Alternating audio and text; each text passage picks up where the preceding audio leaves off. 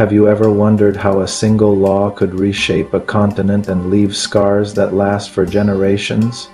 Today, we're diving deep into the controversial legacy of the 1830 Indian Removal Act, a turning point in American history that raises profound questions about faith, power, and justice. This isn't just a story from the past. It's a story that continues to echo in the present.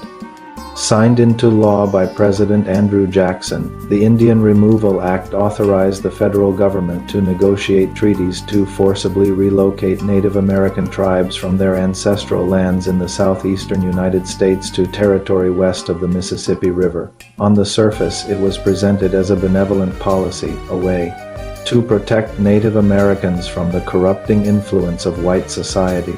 But the reality was a brutal, state-sanctioned land grab fueled by the insatiable demand for cotton cultivation.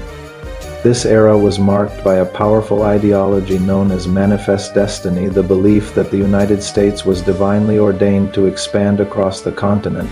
This concept was deeply intertwined with Christianity, creating a complex and often contradictory role for the faith. On one hand, many politicians and citizens used religious language to justify removal, framing it as a moral imperative to civilize and Christianize the savage tribes. They saw Native Americans as needing guidance, and their removal as a step towards their eventual salvation and integration into a Christian nation. This perspective painted a picture of divine mission, where westward expansion was not just a political goal, but a fulfillment of God's will. However, this view was far from universal. Many missionaries and religious leaders were among the most vocal opponents of the Indian Removal Act. Figures like Jeremiah Everts, a prominent missionary advocate, argued fiercely that forced relocation violated the fundamental Christian principles of love, justice, and mercy.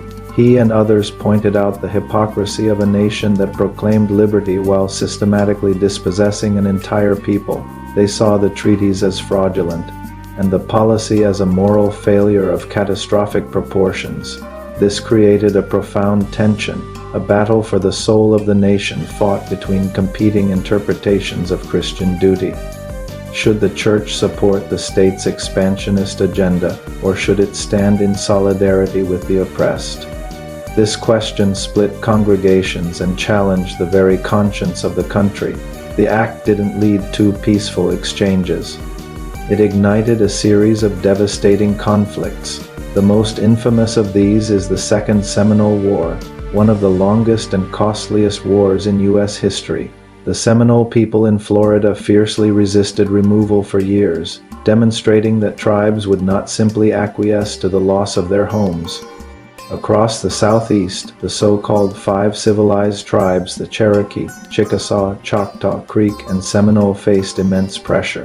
These nations had adopted many aspects of American culture, including written languages, constitutional governments, and even plantation-style farming. The Cherokee, for example, took their case to the Supreme Court and won.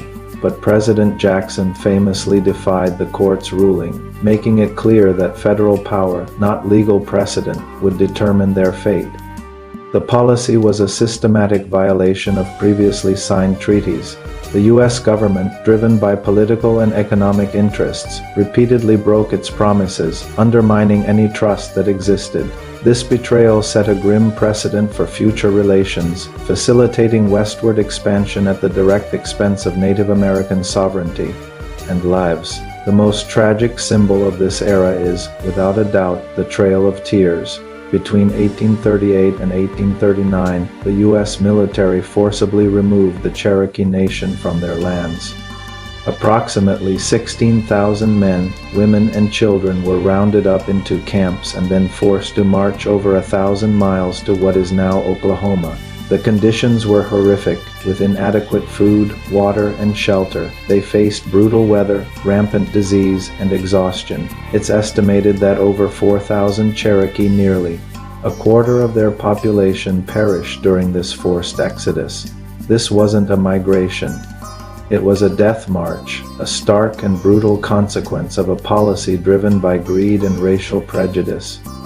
The Trail of Tears is not just a historical event. It is a profound wound on the American conscience, symbolizing the devastating human cost of the Indian Removal Act.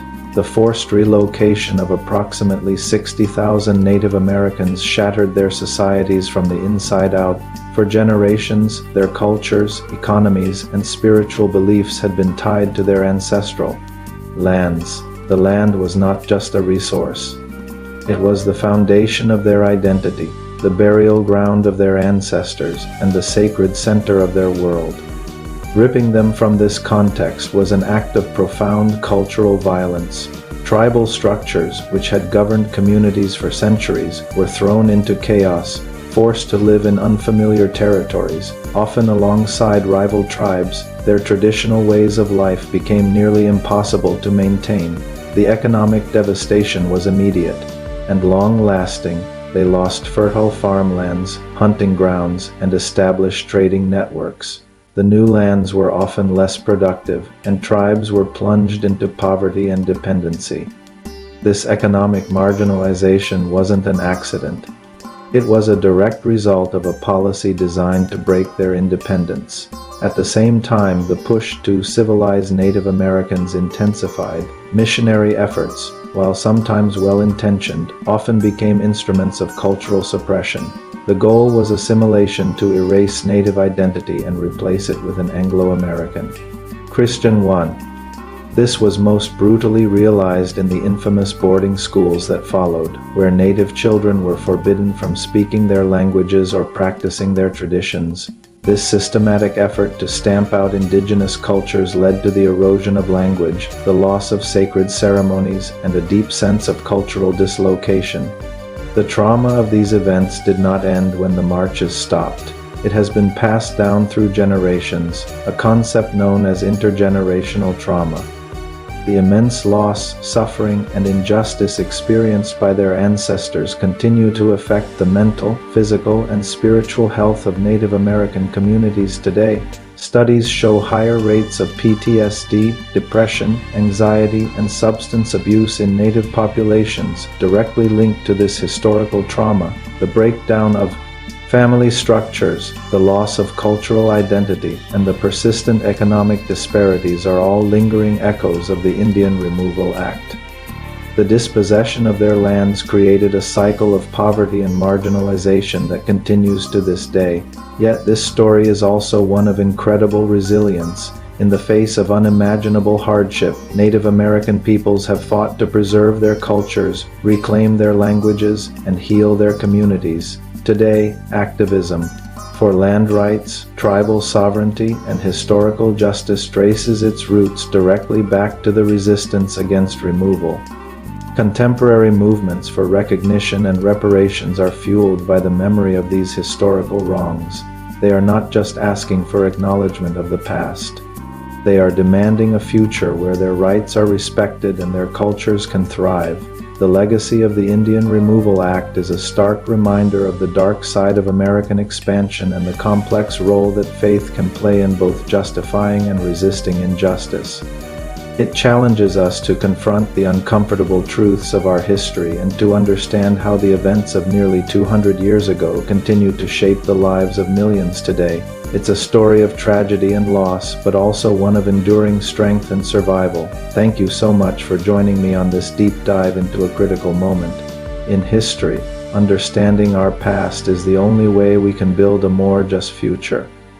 If you found this video insightful, please give it a thumbs up and don't forget to subscribe and hit that notification bell for more content that explores the stories that have shaped our world. We'll see you in the next one.